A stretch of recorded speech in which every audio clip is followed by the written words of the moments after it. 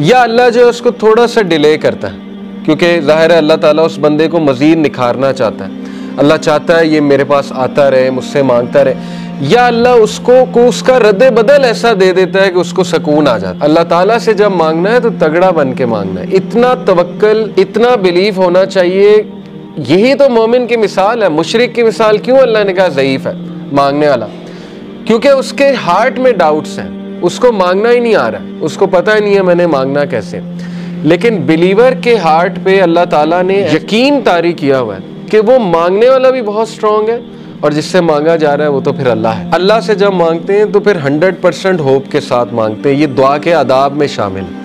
अल्लाह के नबी सल्लल्लाहु अलैहि वसल्लम ने फरमाया तुम्हारी दुआ तब तक कबूल होती रहेगी जब तक तुम यकीन से मांगोगे। जैसे उसमें थोड़ा सा डाउट आ गया, जैसे उसमें ये बात आ गई कि पता नहीं अल्लाह करेगा नहीं करेगा, तो वो दुआ फिर फॉल्टी दुआ है, उसमें फिर कमी है उस दुआ में, उसमें फिर बहुत ज़्यादा यकीन आने की ज़रूरत है। तो इसलिए इन चीज़ों पे वर्क करना चाहिए। देखें, वैल्यू एडिड चीज़ें यही है कि अपना यकीन बढ़ाओ, अपना तवक्कल बढ़ाओ। ये हमारे कल्चर में एक बात बड़ी है ना कि वास्ता देते हैं, वो किसी वली का वास्ता देते हैं। अल्लाह को नंबर 1 अपने नेक अमाल का वास्ता दे सकते हैं। जैसे वो वाक़या है कि 3 लोग गार में थे, पत्थर सामने आ गया, स्टक हो गए, निकलने का चांस ही कोई नहीं, अल्लाह ने पत्थर हटा दिया। एक ने कहा अल्लाह मेरे माँ बाप सो गए थे, मैं दूध का गिलास लेके खड़ा रहा, तुझे राज़ी करने के लिए कि उठेंगे तो मैं पिला दूंगा, तो मैं सारी रात खड़ा रहा, अगर तुझे ये अमल पसंद आया तो इसको पीछे हटा दे। अल्लाह ने पीछे हटा दिया थोड़ा सा।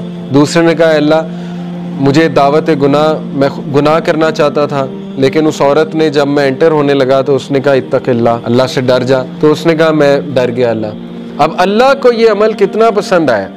हालांकि कोई कह सकता है कि यार वो तो पहले से गुनाह करता आ रहा है, ये क्या बड़ी बात है, पीछे हट गया। नहीं, अल्लाह को यही तो पसंद आया कि वो मेरे डर से पीछे हट गया। तो Allah is all appreciative, Allah appreciate करता है। अल्लाह ने पत्थर हटा दिया। तीसरे ने कहा अल्लाह मैंने जो है वो किसी ने मेरे पास बकरियां रखवाई थी, बकरियों के बच्चे हो गए, तो उससे मैंने कुछ प्रॉफिट कमा लिया, जब वो वापस आया मैंने उसे बकरियां भी दी और वो प्रॉफिट भी दिया। यानी इस लेवल की ऑनेस्टी। तो अल्लाह अगर तुझे ये पसंद आया, तेरे लिए किया था और तुझे राज़ी करने के लिए, तो पत्थर मुकम्मल हट गया। तो यहाँ से साबित होता है कि अपना वो अमल आप नोट करें जो आपने खालिस अल्लाह के लिए किया है। अच्छा है कि आप ना हर अमल प्योर अल्लाह की रज़ा के लिए किया करें, क्योंकि मुसीबतों में वो चीज़ काम आएगी।